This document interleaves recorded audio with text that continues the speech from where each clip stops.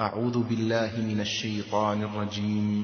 قل هذه سبيلي أدعو إلى الله على بصيرة أنا ومن اتبعني وسبحان الله وما أنا من المشركين.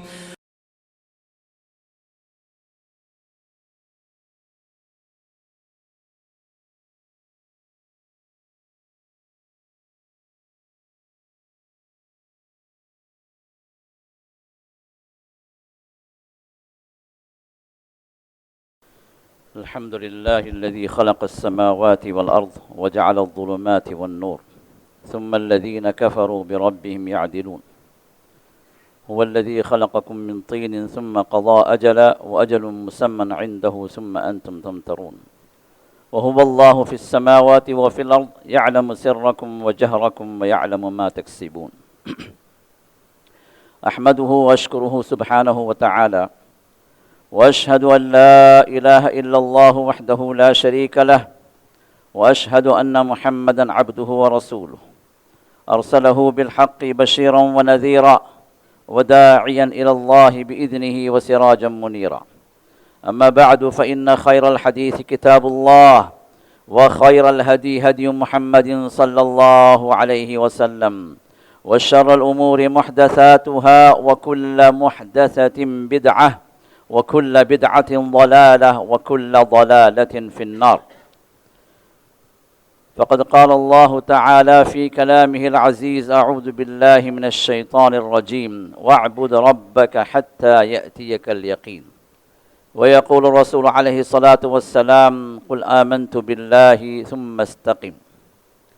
ہر قسم کی حمد و ثنا، ہر طرح کی کبریائی و بڑائی، ہر طرح کی تحمید و تمجید و تقدیس صرف اس اللہ وحدہ لا شریک لہ کے لیے لائق اور زیبا، جس نے ہمیں اور آپ کو جہاں ایمان کی دولت سے نوازا وہیں پر اس کی اطاعت کی اور اس کی عبادت کی توفیق عطا فرمائی، اور محمد رسول اللہ صلی اللہ علیہ وسلم پر کروڑا درود و سلام ہو، جنہوں نے ہمیں زندگی گزارنے کے جہاں طور طریقے بتلائے تو عبادت بھی کیسے کی جائے، کس انداز سے کی جائے، کس وقت کی جائے اور کس اعتبار سے کی جائے، انہوں نے تمام باتیں بالتفصیل عملی طور پر ہمارے سامنے پیش کیا۔ حاضرین محترم، ابھی ہم رمضان کے ان ایام سے فارغ ہوئے ہیں جو بڑے ہی خیر و برکت کے ایام تھے، جو رحمتوں اور برکتوں کے یہ ساعتیں تھیں، اور یہ ایام اللہ تعالیٰ کی قربت والے ایام تھے۔ بڑے ہی مبارکباد ہیں وہ لوگ جنہوں نے ان ایام کے ذریعے سے اللہ کی قربتیں حاصل کی، جنہوں نے رب کو راضی کرنے کی کوششیں کی، جنہوں نے جنت میں داخلے کے لیے اپنے اعمال کو اللہ کے حضور پیش کیا، اور نہایت ہی قابل مبارکباد وہ لوگ ہیں جن کے اعمال کو اللہ نے قبول فرمایا، اور ان اعمال کے ذریعے سے اللہ تعالیٰ نے جنتوں میں داخل کرنے کا اللہ نے وعدہ بھی کیا۔ اللہ سے دعا ہے کہ ہمارے ٹوٹے پھوٹے اعمال کو قبول فرما لے، اور ہم سب کو اللہ تعالیٰ اپنی ابدی جنتوں میں داخل فرما دے، آمین یا رب العالمین۔ رمضان تو گزر گیا، لیکن رمضان کے اعمال وہ باقی ہیں۔ بہت سارے لوگ یہ سمجھتے ہیں کہ رمضان گزر گیا تو وہ اعمال بھی ختم ہو گئے۔ ایسی بات نہیں ہے۔ یہ جو سمجھنے والے ہوتے ہیں وہ رمضانی مسلمان ہوتے ہیں، جو یہ سمجھتے ہیں کہ صرف رمضان کے حد تک ہی روزے ہیں، رمضان کے حد تک ہی نمازیں ہیں، رمضان کے حد تک ہی قرآن ہے، رمضان کے حد تک ہی صدقات و خیرات ہیں۔ جنہوں نے یہ سمجھا، یہ ان کی بڑی غلط فہمی ہے۔ یہ اور بات ہے کہ رمضان میں عمل صالح کی فضیلت بڑھ جاتی ہے، اللہ تعالیٰ اجر کی زیادتی فرماتے ہیں۔ چھوٹی سے چیز کو، چھوٹے سے عمل کو اللہ تعالیٰ بہت ہی بڑھا کر اللہ تعالیٰ اجر و ثواب عطا فرماتے ہیں، لیکن یہ اعمال باقی ہیں اپنی جگہ۔ رمضان کے جو روزے ہم نے رکھے، بے شک وہ روزے فرض تھے، لیکن رمضان کے بعد محمد رسول اللہ صلی اللہ علیہ وسلم کی سنتوں سے یہ بات ثابت ہے کہ روزے باقی ہیں سنت کے اعتبار سے۔ تو رسول اللہ صلی اللہ علیہ وسلم کی حیات طیبہ پر اگر ہم نظر ڈالیں تو پتہ چلتا ہے کہ رسول اللہ صلی اللہ علیہ وسلم رمضان کے بعد بھی روزے رکھا کرتے تھے. ان میں سے ایک روزہ شوال کا روزہ، شوال کے 6 روزے رسول اللہ صلی اللہ علیہ وسلم رکھا کرتے تھے. اور ابو قتادہ کی حدیث ہے جس میں رسول اللہ صلی اللہ علیہ وسلم ارشاد فرماتے ہیں، مسلم کی حدیث ہے جس میں آپ نے فرمایا، ابو ایوب انصاری رضی اللہ عنہ ارشاد فرماتے ہیں کہ رسول اللہ صلی اللہ علیہ وسلم نے ارشاد فرمایا کہ جو رمضان کے روزے رکھ لے، ثم اتبعہ 6 من شوال، پھر رمضان کے روزوں کے بعد وہ 6 روزے شوال کے رکھ لے، کان کصیام الدہر. تو یہ انسان جس طرح اس کو کنٹینیو کر لے، انسان اگر رمضان کے روزوں کے بعد 6 روزے شوال کے اندر اندر رکھ لے تو اللہ تعالیٰ پورے سال کا اجر عطا فرماتے ہیں. اور جو ہر سال اس طرح رکھا کرے گویا زندگی بھر اللہ کے حضور روزے دار ہے. یہ بڑی فضیلت ہے. لیکن اس میں رسول اللہ صلی اللہ علیہ وسلم نے ایک بات ارشاد جو فرمائی وہ یہ کہ من صام رمضان ثم اتبعہ 6 من شوال، جس نے رمضان کے روزے رکھ لیے پھر رمضان کے روزوں کے بعد 6 روزے شوال کے رکھے. تو اس سے جو مسائل ثابت ہوتے ہیں وہ یہ کہ بندہ جو شوال کے روزے شروع کرے اور رمضان کے روزوں کے بعد، رمضان کے روزے اگر اس پر قضا ہیں تو ان روزوں کو وہ پہلے رکھ لے، پھر اس کے بعد شوال ختم ہونے سے پہلے وہ 6 روزے رکھ لے، تو اس کے لیے فضیلت.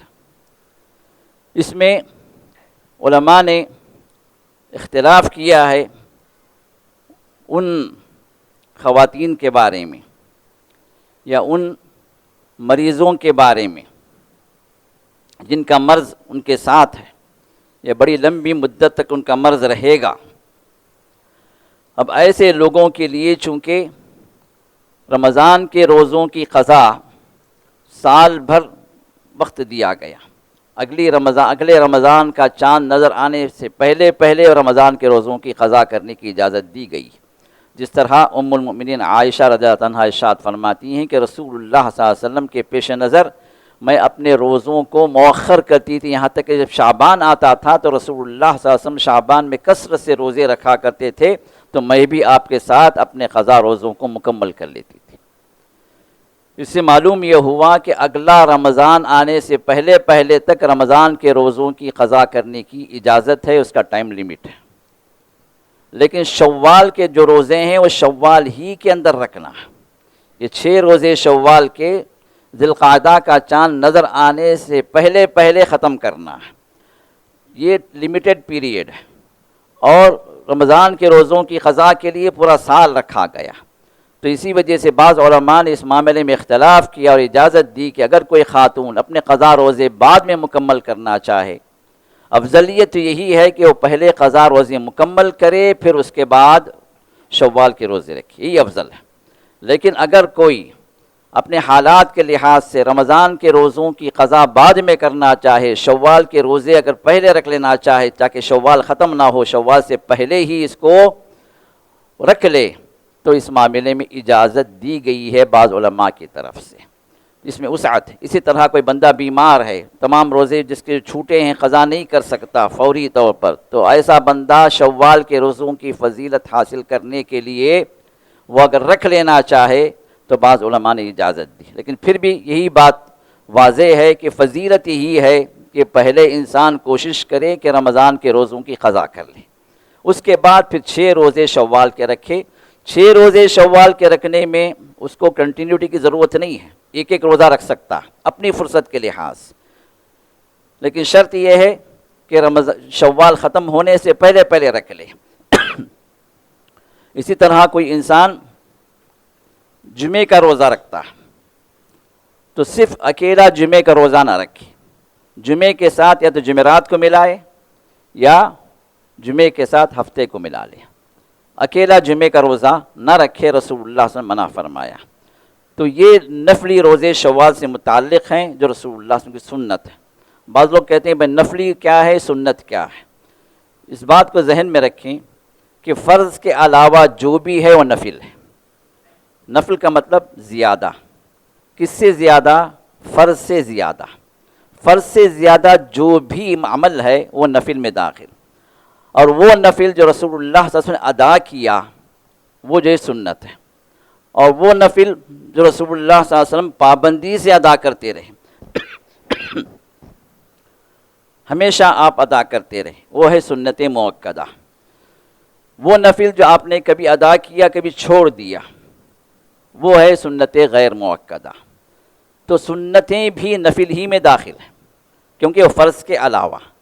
تو اسی وجہ سے رمضان کی تراویح میں بھی بعض لوگوں نے سوال کیا کہ یہ تراویح سنت ہے یا نفل ہے، تو نفل کی نیت آپ کر لیے تو قیام چاہے تراویح ہو تہجد ہو سب اس کے اندر داخل ہے، چونکہ رسول اللہ صلی اللہ علیہ وسلم اس کو ادا کیا ہے تو اس وجہ سے آپ اس کو سنت بھی کہہ سکتے ہیں، لیکن نفل کی نیت کر لیے تو کافی ہے کیونکہ فرض سے اس چیز زیادہ ہے۔ تو بہرحال تو نفلی روزے رسول اللہ صلی اللہ علیہ وسلم شوال میں بھی رکھیں، اور اس کے علاوہ ہر مہینہ بھی رسول اللہ صلی اللہ علیہ وسلم 3 روزے رکھا کرتے تھے۔ ابو ہریرہ رضی اللہ عنہ ارشاد فرماتے ہیں کہ اوصانی خلیلی بثلاث، میرے دوست میرے حبیب محمد رسول اللہ صلی اللہ علیہ وسلم نے مجھے 3 باتوں کی نصیحت فرمائی۔ ان میں سے ایک بات آپ نے ارشاد فرمائی، ثلاثۃ ایام من کل شہر، ہر مہینے کے 3 روزے۔ وہ 3 باتیں یہ تھیں کہ رسول اللہ صلی اللہ علیہ وسلم نے انہیں جو بتایا وہ یہ کہ 2 رکعت چاشت کی نماز صلاۃ الضحیٰ، 2 رکعت چاشت کی نماز۔ چاشت کی نماز کا وقت شروع ہوتا ہے جس کو ہم اشراق کی نماز کہتے ہیں، سورج نکلنے کے بعد تقریباً 15-20 منٹ کے بعد یہ وقت شروع ہوتا ہے سورج تھوڑا بلند ہونے پر، اور یہ وقت باقی رہتا ہے زوال سے پہلے تک، زوال سے پہلے 10-15 منٹ تک اس کو پڑھا جا سکتا ہے۔ تو یہ نماز صلاۃ الضحیٰ جس کو صلاۃ الاوابین بھی کہا گیا، اوابین کی نماز بھی یہی ہے۔ ہمارے پاس لوگ مشہور کر دیں کہ اوابین کی نماز مغرب کے بعد 6 رکعت، اس کا کوئی ثبوت نہیں ہے۔ جو ثبوت ہے بخاری سے، صلاۃ الاوابین حین ترمض الفصال، اوابین کی نماز اس وقت ہوتی ہے جب اونٹنی کے بچے کے پیر گرم ہونے لگیں۔ یہ 10-11 بجے کا وقت ہے، یہ مستحب وقت ہے صلاۃ الضحیٰ کا، اور یہی جو چاشت کی نماز ہم اردو میں کہتے ہیں۔ تو یہ جو ہے یہ اس کے رسول اللہ صلی اللہ علیہ وسلم نے نصیحت فرمائی حضرت ابو ہریرہ کو۔ پھر فرمایا کہ مہینے کے 3 روزے، اب یہ 3 روزے تم رکھ لو گے تو اللہ تعالیٰ ایک کے بدلے 10 نیکیاں عطا کرتے ہیں، 10 گنا بڑھا کر اجر لکھتے ہیں۔ تو جو بندہ مہینے میں 3 روزے رکھ لیا کرے گویا وہ مہینہ بھر روزہ رکھا۔ جو ہر مہینے 3 روزے رکھ لیا کرے، یہ اس کی عادت بن جائے تو گویا اس نے زندگی بھر روزہ رکھا۔ تو رسول اللہ صلی اللہ علیہ وسلم نے یہ دوسری نصیحت فرمائی کہ ہر مہینے کے 3 روزے، اور الحمدللہ ابھی ہم رمضان سے فارغ ہوئے ہیں، روزہ رکھنا بڑی بھاری بات نہیں ہے۔ ابھی روزے کی جو ہمیں عادت ابھی ہے تو کوشش کریں کہ ہر مہینے کے 3 روزے رکھ لیا کریں، بڑی آسان سی بات ہے، لیکن اللہ کے پاس اجر یہ ہے کہ آپ زندگی بھر روزے دار ہیں۔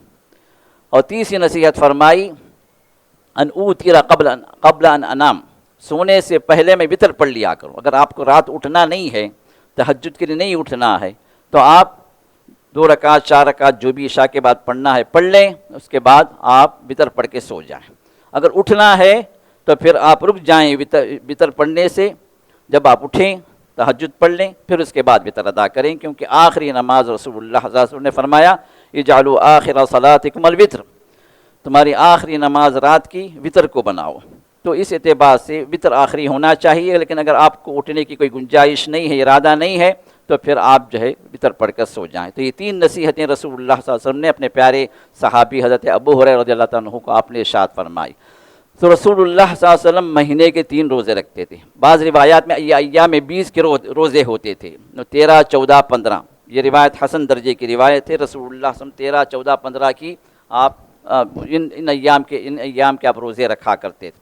لیکن اگر کسی کو 13، 14، 15 کی گنجائش نہیں ہے، وہ 13، 14، 15 نہیں رکھ سکتا، تو حضرت ابو ہریرہ کی حدیث واضح ہے کہ ثلاثۃ ایام من کل شہر، ہر مہینے کے 3 روزے کبھی بھی رکھ لیں آپ اپنی فرصت سے کبھی بھی رکھیں، سوائے یہ کہ اگر جمعے کے دن رکھتے ہیں تو ایک روزہ آپ کو آگے پیچھے ملانا، ورنہ آپ اپنے طور سے اپنی فرصت سے مہینے کے 3 روزے کبھی بھی رکھ لیں، اجر آپ کو وہی ملے گا جو رسول اللہ صلی اللہ علیہ وسلم نے بتلایا ہے کہ مہینہ بھر آپ روزے دار ہیں۔ اسی طرح رسول اللہ صلی اللہ علیہ وسلم کی یہ عادت مبارکہ تھی کہ آپ پیر اور جمعرات کے روزے رکھا کرتے تھے۔ پیر اور جمعرات کے روزے آپ رکھا کرتے تھے۔ تو پیر اور جمعرات کے روزے، پیر کے دن اور جمعرات کے دن، اس کی فضیلت رسول اللہ سے یہ بتلائی کہ ان دو دنوں میں اللہ تعالیٰ آسمان کے دروازے کھولتے ہیں، اپنی رحمت کے، ایک اور روایت میں اپنی رحمت کے دروازے کھولتے ہیں، اور اللہ کے حضور بندے کا عمل پیش کیا جاتا ہے۔ یہ ویکلی ہے، یہ ہر ہفتہ واری یہ نظام ہے کہ فرشتے بندوں کے اعمال اللہ کے حضور پیش کرتے ہیں پیر کو اور جمعرات کو۔ تو رسول اللہ صلی اللہ علیہ وسلم جب پوچھا گیا کہ آپ پیر اور جمعرات کے روزے کیوں رکھا کرتے ہیں، تو آپ نے فرمایا کہ ان دو دنوں کے اندر اللہ کے حضور بندے کا عمل پیش کیا جاتا ہے، تو میں یہ چاہتا ہوں کہ جب میرا عمل پیش کیا جائے اللہ کے حضور تو میں روزے دار ہوں، روزے کی حالت میں گویا میرا عمل اللہ کے حضور پیش کیا جائے، جس میں اللہ تعالیٰ بندے کا اجر بڑھا دے۔ تو پیر اور جمعرات کے روزے، اور اسی کے اندر یہ بات بھی آتی ہے کہ یہ دو دنوں میں جب اللہ تعالیٰ بندوں کی اعمال پر نظر فرماتے ہیں، اس کے ریکارڈ پر نظر فرماتے ہیں، تو اللہ تعالیٰ ہر آدمی کی، ہر مسلمان کی بخشش فرماتے ہیں، مغفرت فرماتے ہیں، سوائے دو بدنصیبوں کے۔ دو بندوں کے اعمال کو اللہ نظر نہیں کرتے، اس کو قبول نہیں فرماتے۔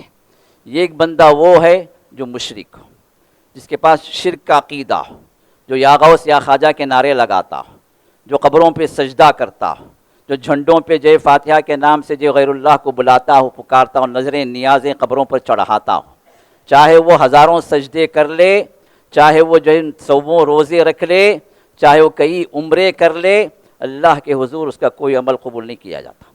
کیوں؟ وہاں پر شرک ہے، اللہ کے ساتھ اللہ کے بندوں کو اللہ کے حقوق میں ملایا جا رہا ہے۔ اللہ تعالیٰ اپنے ذات میں بھی اکیلا ہے، اپنی صفات میں بھی اکیلا ہے، اپنے حقوق میں بھی اکیلا ہے، اپنے اختیارات میں بھی اکیلا ہے، اپنے افعال میں بھی اکیلا، اپنے اعمال میں بھی اکیلا ہے۔ ان میں اگر اللہ کے بندوں کو ملا دیا جائے، اللہ رازق ہے، بندہ یہ سمجھتا ہے کہ نہیں فلاں بابا بھی رازق ہیں، رزق وہ بھی بڑھا دیتے ہیں ہمارا، اللہ مشکل کشا ہے، کسی اور کو مشکل کشا انسان سمجھے، اللہ تعالیٰ دستگیر ہے، کسی اور کو دستگیر کا نام دے کر اس سے مدد مانگے، اللہ تعالیٰ جو ہے آپ کے تمام بگڑی کو بنانے والا ہے، کسی اور کو خواجہ کو جو ہے بگڑی کا بنانے والا انسان سمجھے، اس کے لیے اعمال عبادت کے پیش کرے، سجدہ کرے، رکوع کرے، نظریں دے، نیازیں دے، قربانیاں کرے، دعائیں کرے، دہائیاں ان کے ناموں کی دہائیاں دے، ان کو پکارے مصیبت میں، یہ سب اللہ کے لیے خاص ہے جو اللہ کے بندوں کو لوگ دے رکھے ہیں۔ ان کا کوئی عمل بھی اللہ قبول نہیں فرماتے، مغفرت تک نہیں فرماتے، نظر تک نہیں کرتے ان اعمال کی۔ تو اللہ تعالیٰ مشرک کے ریکارڈ کو ہٹا دیتے ہیں، فرشتوں کو حکم رہتا ہے کہ ان کے اعمال پیش نہ کیے جائیں جن کے اعمال میں شرک کا عقیدہ ہو۔ یہ عقیدہ سب سے اہم ہے، اللہ کے پاس سب سے بنیاد عقیدہ ہے، سب سے اہم ترین بنیاد ایمان ہے، صحیح ایمان ہے، صحیح توحید ہے۔ صحیح توحید کی بنیاد پر ہی اللہ کے پاس اعمال چڑھتے ہیں۔ والعمل الصالح یرفعہ، کہ اللہ تعالیٰ کے پاس اعمال صالحہ چڑھتے ہیں، اور اعمال صالحہ جو ہوتے ہیں محترم حاضرین، اس کی شرطیں۔ پہلی شرط کیا ہے؟ ہم جس کو اچھا سمجھتے ہیں وہ عمل صالح نہیں، اللہ اس کے رسول نے جس کو اچھا کہا ہے وہ ہے عمل صالح، وہ ہے اچھا عمل۔ اور اس کی بنیاد کیا ہے؟ اس کی بنیاد توحید ہے، کیونکہ توحید کی بنیاد پر ہی اللہ تعالیٰ عمل کو اپنے آگے پیش کرواتے ہیں۔ توحید اگر نہیں ہے، شرک اگر ہے، تو اللہ تعالیٰ اس عمل کو اور اس ریکارڈ کو اللہ تعالیٰ نظروں کے سامنے سے ہٹا دیتے ہیں۔ دوسری شرط یہ ہے کہ وہ عمل ریاکاری پر نہ کیا جائے، دکھاوے پر نہ کیا جائے، لوگوں سے واہ واہ وصول کرنے کے لیے نہ کیا جائے، لوگوں سے تعریف وصول کرنے کے لیے نہ کیا جائے، لوگوں میں نام ہو جائے، اس کا مرتبہ ہو جائے، اس کے لیے وہ انسان وہ عمل نہ کیا ہو، وہ صرف خالص اللہ سے ثواب حاصل کرنے کے لیے اس نے وہ عمل کیا۔ اخلاص، تو اخلاص یہ دوسری شرط ہے۔ تیسری شرط یہ ہے کہ وہ عمل رسول اللہ صلی اللہ علیہ وسلم کے بتائے ہوئے طریقے کے مطابق، اپنی منمانی طریقہ نہ ہو، باپ دادا کا طریقہ نہ ہو، پیروں اور جو ہے بڑوں کا طریقہ نہ ہو، پرکھوں اور خاندانی جو ہے جو بزرگ جو گزرے ہیں اپنے خاندان کا طور طریقہ نہ ہو، وہ طریقہ وہ ہو جو اللہ تعالیٰ نے اپنے نبی کو بتلایا، اور نبی علیہ السلام نے امت کو بتلا دیا، کر کے بھی دکھا دیا۔ تو اس طریقے کے مطابق ہمارا عمل، ہماری نماز اگر اس طریقے کے مطابق ہے تو قبول ہوگی، ہمارے روزے اس طریقے کے مطابق ہے قبول ہوں گے، صدقات و خیرات اس طریقے کے مطابق ہے قبول ہوں گی۔ یہ تین شرطیں ہیں، ایک ہے توحید، شرک نہ ہو، دوسرا جو ہے وہ ہے جو اخلاص اللہ ہی کے لیے، اللہ سے اجر پانے کے لیے ہم وہ کام کریں، دنیا کا کوئی مقصد نہ ہو۔ اور نمبر 3، رسول اللہ صلی اللہ علیہ وسلم کے طریقے کے مطابق وہ عمل ہو۔ یہ 3 شرطیں اگر موجود ہیں تو پھر وہ عمل قبول ہے، ورنہ وہ عمل ہمارے منہ پر دے مار دیا جاتا، اللہ کے ہاں نہیں چڑھتا۔ تو اللہ تعالیٰ کے حضور پیر اور جمعرات کو یہ اعمال پیش کیے جاتے ہیں، تو اللہ پہلے نظر میں اگر دیکھتے ہیں کہ اس بندے کے اعمال میں شرک ہے، اس کے عقیدے میں شرک ہے، تو اللہ تعالیٰ اس کے عمل کو ہٹا دیتے ہیں، اس کے ریکارڈ کو اپنے سامنے سے ہٹا دیتے ہیں، اس بندے کی مغفرت نہیں فرماتے۔ دوسرا، وہ بدنصیب بندہ جو اپنے کسی بھائی سے کٹا ہوا، اپنے رشتوں سے کٹا ہوا، کسی اور کے لیے اپنے دل کے اندر نفرت پالے ہوئے، بغض و حسد اس کے دل کے اندر موجود ہے، دل صاف نہیں ہے اپنے کسی اور بھائی کی طرف سے، اس بندے کو بھی اللہ فرماتے ہیں، اس بندے کے اعمال کو بھی اللہ تعالیٰ کہتے ہیں فرشتوں سے اس کو ہٹا دو اور اس کے لیے مہلت دو، انظرا حتی یصطلحا، ان دونوں کو مہلت دے دو جب تک کہ یہ آپس میں نہ مل لیں، اپنے دلوں کو صاف نہ کر لیں، حسد و بغض سے باہر نہ نکل جائیں، نفرتوں کی اس پنڈار سے وہ اپنے آپ کو باہر نہ کر لیں، اس وقت تک ان دونوں کی مغفرت نہیں ہوگی۔ یہ 2 بدنصیب بندے ہیں، ایک عقیدے میں جس نے گھٹالا کیا، اللہ کے ساتھ شرک میں اپنے آپ کو مبتلا کیا، اس کی مغفرت نہیں ہوگی، نہ اس کے اعمال قبول ہوں گے۔ اور دوسرے وہ بندے، 2 بندے جو آپس میں لڑے ہیں، جو آپس میں اختلاف کیے ہوئے، آپس میں نفرتیں پال رکھے ہیں، آپس میں حسد والے مسئلے چل رہے ہیں، ان 2 بندوں کو بھی اللہ تعالیٰ چھوڑ دیتے ہیں، ان کو معاف نہیں فرماتے جب تک کہ یہ بندے درست نہ ہو جائیں، اپنے دلوں کو صاف نہ کر لیں۔ اس اعتبار سے دیکھیں، آج ہمارے گھروں کے اندر بھائی بھائی سے کٹا ہوا، باپ بیٹے سے بات نہیں کرتا، بہن بھائی سے ملے ہوئے ایک زمانہ نکل گیا، ماں سے کٹے ہوئے ہیں کئی بدبخت لوگ، اپنے سگوں سے کٹے ہوئے ہیں، اور ماشاءاللہ بڑی عبادتیں ہیں، پہلی صف میں نظر آتے ہیں، سنت والے روزے، نفل روزے، صوم داؤد بھی رکھنے والے ہیں، صوم داؤد ایک دن روزہ رکھنا، ایک دن روزہ چھوڑنا، آلٹرنیٹیو دیس، سب سے افضل ترین نفل روزہ، سب سے افضل ترین نفل روزہ صوم داؤد، یہ بھی رکھنے والے ہیں، ایک دن روزہ رکھتے ہیں، ایک دن چھوڑتے ہیں، پھر ایک دن روزہ رکھتے ہیں، ایک دن چھوڑتے ہیں، افضل ترین روزہ ہے نفل کے اندر، عبادات میں بہت آگے ہیں، لیکن جب معاملات کی بات آتی ہے، تعلقات کی بات آتی ہے تو ایک دوسرے سے کٹے ہوئے، سلام تک نہیں کرتے، سامنے سے بھائی آ جاتا ہے سلام نہیں کہا، باپ سے گزر ہوتا ہے کوئی سلام نہیں، کوئی خیر، ان کے اعمال اللہ قبول نہیں فرماتے۔ یہ بڑی خطرناک بات ہے، ہمارے اعمال پر ہم نظر کریں، عبادتوں کی قبولیت بھی اللہ تعالیٰ نے معاملات پر رکھا، عبادتوں کی قبولیت بھی اللہ تعالیٰ نے عقیدے کو بنیاد بنایا، عقیدہ پہلے اور عبادات بعد میں۔ کوئی انسان کلمہ لا الہ الا اللہ کے عقیدے پر مر گیا، کوئی اس کا جو نیک عمل نہیں رہا، اللہ تعالیٰ کا وعدہ ہے اللہ اس کو جنت میں بھیجیں گے۔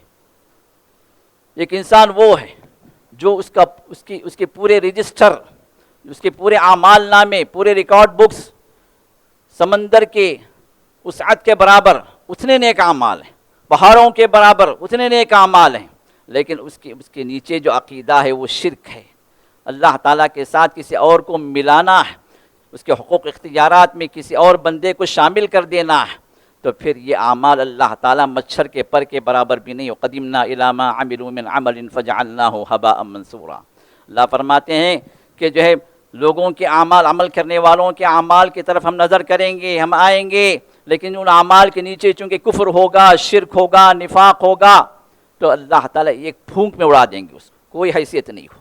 پھونکنے سے جس طرح ایک خالی پیپر سے اڑ جاتا ہے تو اس طرح یہ ریکارڈ بکس اڑ جائیں گے، کوئی ویلیو نہیں ہوگی۔ تو لہٰذا میرے دوستوں، سب سے پہلے ہم اپنے عقیدوں کو درست کریں، صحیح ایمان کی طرف آئیں، توحید کو سیکھیں، تاکہ جب ہم جانے میں انجانے میں اللہ کے ساتھ شرک نہ کریں، جانے میں بھی انجانے میں بھی دونوں اعتبار سے شرک ہوتا ہے، اور رسول اللہ صلی اللہ علیہ وسلم نے خود پناہ مانگی ہے کہ اے اللہ میں تیری پناہ چاہتا ہوں، اس شرک سے میں جان بوجھ کر کروں اور اس شرک سے بھی جو انجانے میں کر دوں۔ تو انجانے میں بھی اگر انسان سے شرک ہوتا ہے تو اللہ تعالیٰ سے وہ مغفرت طلب کرے، اللہ تعالیٰ سے معافی مانگے، لیکن اللہ تعالیٰ شرک جیسے گناہ کو بھی اللہ معاف کرنے کے لیے تیار ہے۔ تو یہ روزوں کے اعتبار سے یہ باتیں ہیں۔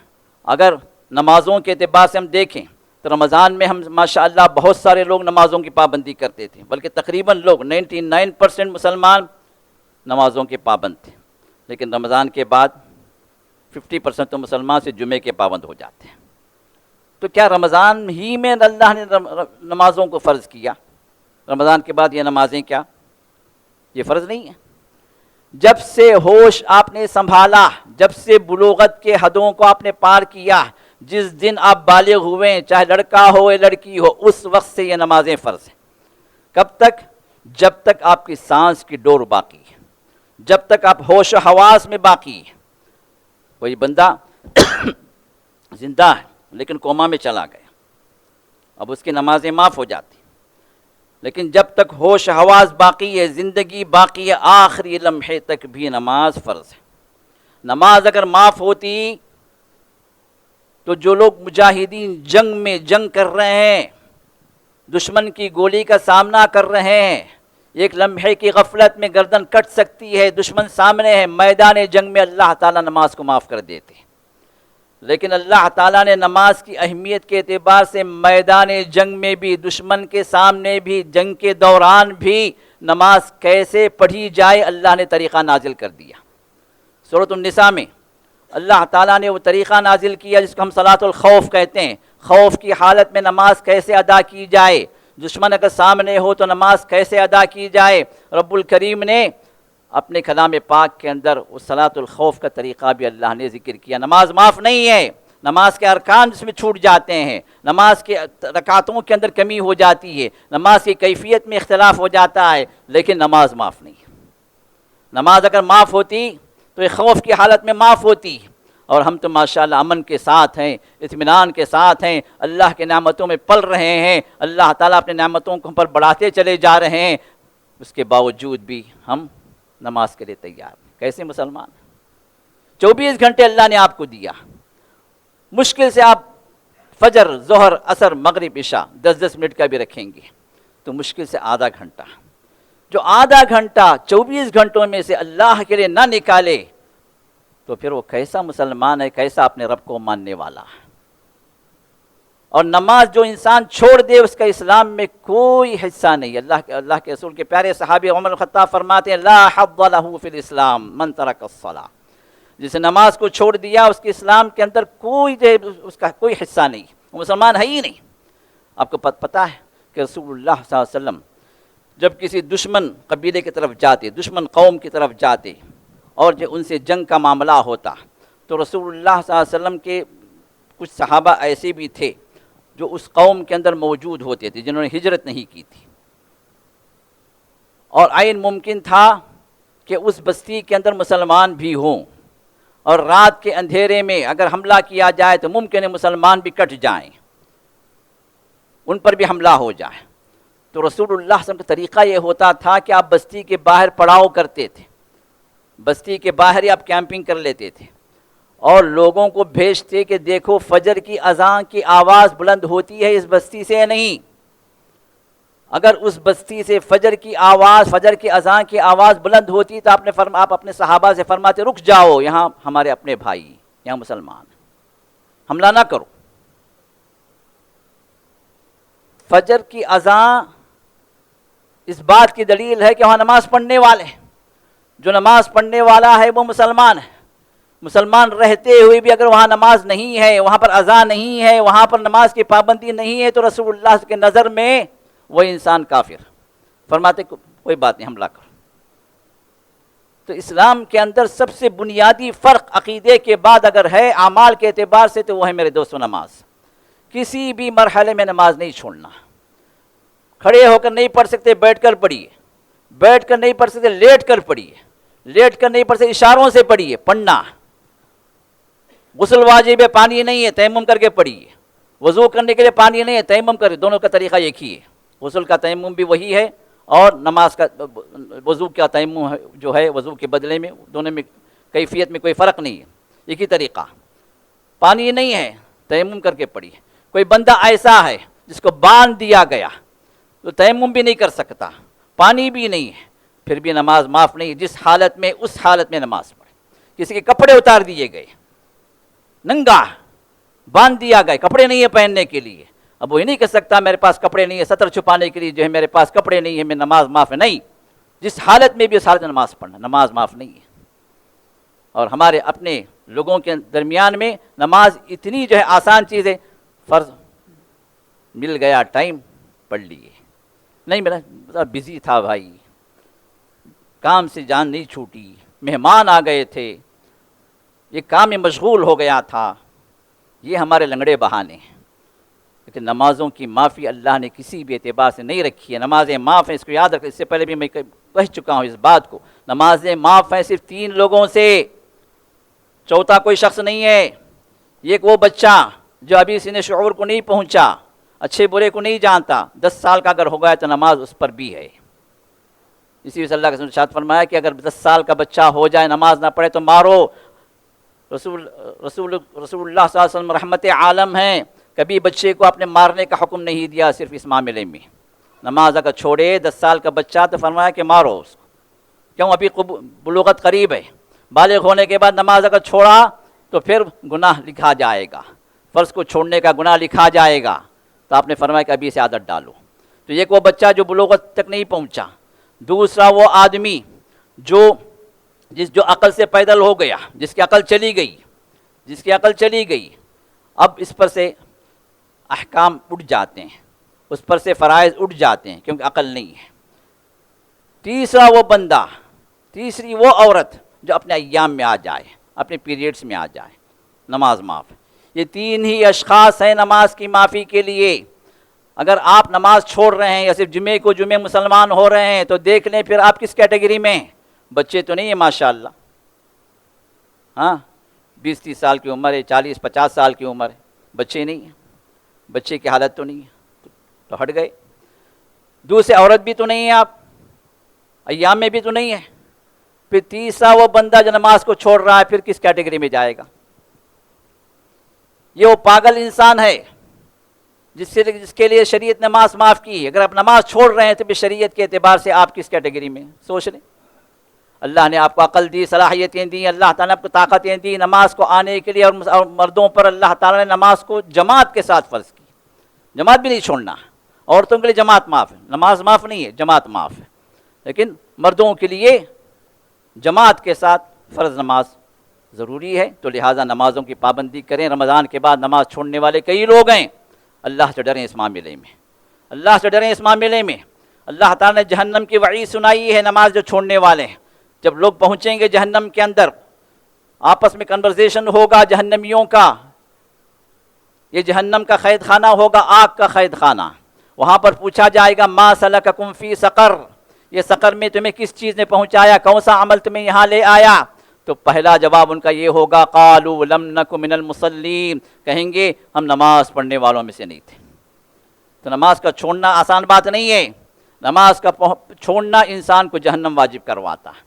تو لہٰذا جو حضرات بھی رمضان کے بعد نماز چھوڑ دیے، اللہ سے ڈریں، توبہ کریں، اور اپنی نمازوں کو وہ آگے پابندی کے ساتھ ادا کرنے والے بن جائیں۔ اسی طرح صدقہ و خیرات بھی صرف رمضان کے لیے خاص نہیں تھا، جن کی زکوٰۃ واجب تھی وہ زکوٰۃ ادا کر دیے، لیکن صدقہ و خیرات ہمیشہ اللہ تعالیٰ کے پاس محبوب عمل ہے۔ اللہ کے لیے انسان دے، ریاکاری اور شہرت کے لیے نہ دے۔ اللہ کے لیے اگر آپ 1 روپیہ بھی دیتے ہیں، 1 پیسہ بھی دیتے ہیں، تو اللہ تعالیٰ محبت سے اللہ تعالیٰ اس پیسے کو اتنا بڑھاتے ہیں، اللہ کے رسول جس طرح تم اپنے اونٹنی کے بچے کو تم پرورش کرتے ہو، پیار سے اس کو بڑھاتے ہو، کیوں؟ اس لیے کہ وہ انویسٹمنٹ ہے، آگے تم کو جو ہے بڑی رقم سے جو اس کو تم بیچو گے۔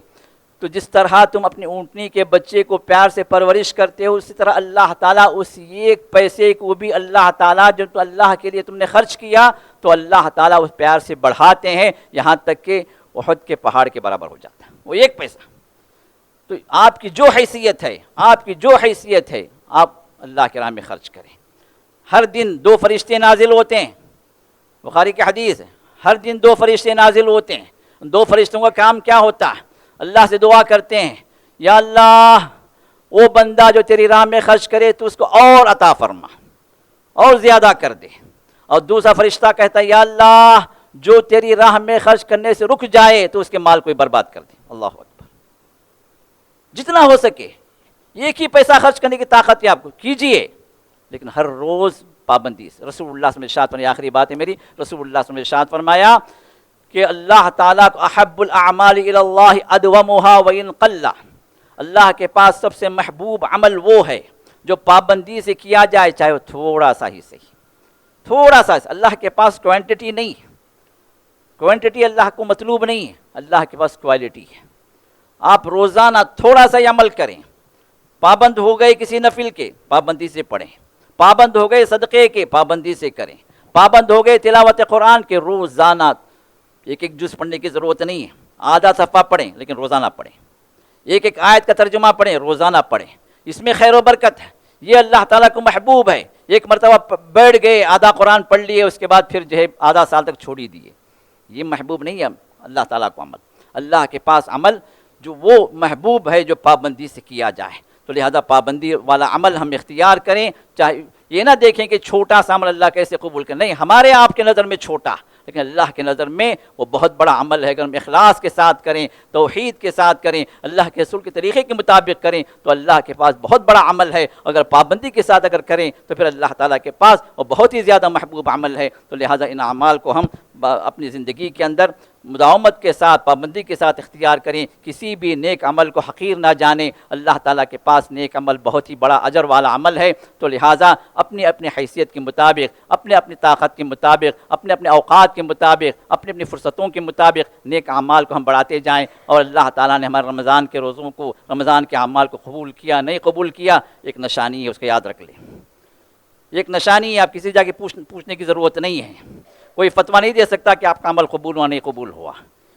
ہر آدمی خود جان لے سکتا ہے کہ اللہ نے اس کے عمل کو قبول کیا نہیں قبول کیا۔ وہ کیا ہے کہ اللہ جب عمل کو قبول کرتے ہیں تو بندے کو تقوی والا بنا دیتے ہیں۔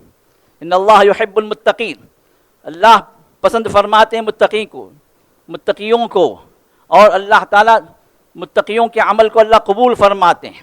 تو اللہ تعالیٰ اگر آپ کے عمل کو قبول کر لیا تو اللہ تعالیٰ رمضان کے بعد آپ کی زندگی کے اندر چینجز لائیں گے، آپ تقوی والے بن جائیں گے، نمازوں کے پابند بن جائیں گے، اللہ کے حرام کاموں سے اپنے آپ کو بچانے والے بن جائیں گے، اور ہر نیکی دوسرے نیکی کو کھینچتی ہے۔ ایک نیک عمل قبول ہو گیا تو دوسرے نیک عمل کے اللہ توفیق دے دیتے ہیں۔ اگر یہ چیز آپ کی زندگی میں آپ پا رہے ہیں تو الحمدللہ سمجھیے کہ اللہ نے ہمارے اعمال کو قبول کیا۔ اگر یہ عمل نہیں ہے، اگر یہ کیفیت نہیں ہے، رمضان سے پہلے جس طرح ہم تھے اسی طرح رمضان کے بعد بھی ہو گئے، صرف رمضان کے حد تک ہم کو چینجز آئے، رمضان کے بعد پھر ہم جو پھر بیک تو ویسے ہی چلے گئے، تو سمجھیے کہ وہ اعمال وقتی تھے، وہ اعمال صرف چند دنوں کے لیے تھے، قبولیت کے اعتبار سے اللہ کے حضور نہیں پہنچے۔ علماء نے جو ہے یہ نشانی بہت ہی اہم ترین نشانی بتلائی، تو ہم میں کا ہر آدمی اس نشانی کو رکھ کر سوچے کہ میرے اندر چینجز آئے نہیں آئے۔ اگر جو ہے میں عمل کی طرف آگے بڑھ گیا، نیک اعمال کی طرف رمضان کے بعد بھی میں آگے بڑھ رہا ہوں، الحمدللہ یہ بہت بڑی نشانی ہے جو اللہ تعالیٰ اپنے خاص بندوں کو اللہ تعالیٰ فرماتے ہیں۔ یہ توفیق خاص بندوں کو ہوتی ہے۔ اللہ سے دعا ہے کہ اللہ تعالیٰ ان خاص بندوں نے ہم سب کو شامل فرمائے۔ اللہ تعالیٰ ہمارے اعمال کو قبول فرمائے، مزید نیکیوں کی توفیق عطا فرمائے، رمضان کے بعد بھی اس کی قربتوں والا عمل اللہ تعالیٰ کرنے کی ہم سب کو سعادت نصیب فرمائے، اور جس طرح ان مبارک چہروں کو اللہ یہاں جمع فرمایا ہے اپنی جنتوں میں اللہ ہم سب کو جمع فرمائے۔ وآخر دعوانا ان الحمدللہ رب العالمین۔ بارک اللہ لی ولکم فی القرآن العظیم ونفعني وإياكم بالآيات والذكر الحكيم إنه تعالى جواد كريم ملك بر رؤوف رحيم ورب حليم۔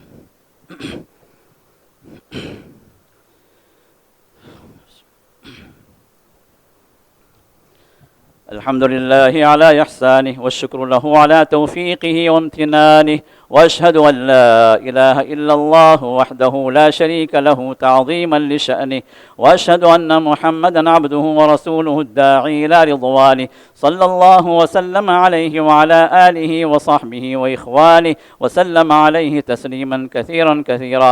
أما بعد، فقد قال الله تعالى في شأن رسوله وخليله: إن الله وملائكته يصلون على النبي يا أيها الذين آمنوا صلوا عليه وسلموا تسليما. اللهم صل على محمد وعلى آل محمد كما صليت على إبراهيم وعلى آل إبراهيم إنك حميد مجيد، وبارك على محمد وعلى آل محمد كما باركت على إبراهيم وعلى آل إبراهيم إنك حميد مجيد، وصل على جميع الأنبياء والمرسلين والملائكة المقربين والخلفاء الراشدين، خصوصا وخصوصا منهم على أبي بكر وعمر وعثمان وعلي وعلى سائر الصحابة والتابعين رضوان الله تعالى عليهم أجمعين. اللهم أعز الإسلام والمسلمين وأذل الشرك والمشركين ودمر أعداء الدين واحمي حوزة الإسلام يا أرحم الراحمين. اللهم فرج هم المهمومين من المسلمين ونفس كرب المكروبين وقض الدين عن المدينين واشف مرضانا ومرضى المسلمين وارحم موتانا وموتاهم أجمعين برحمتك يا أرحم الراحمين. إن الله يأمر بالعدل والإحسان وإيتاء ذي القربى وينهى عن الفحشاء والمنكر والبغي يعظكم لعلكم تذكرون. اذكروا الله يذكركم وادعوه يستجب لكم ولذكر الله تعالى أكبر والله يعلم ما تصنعون. وأقيموا الصلاة.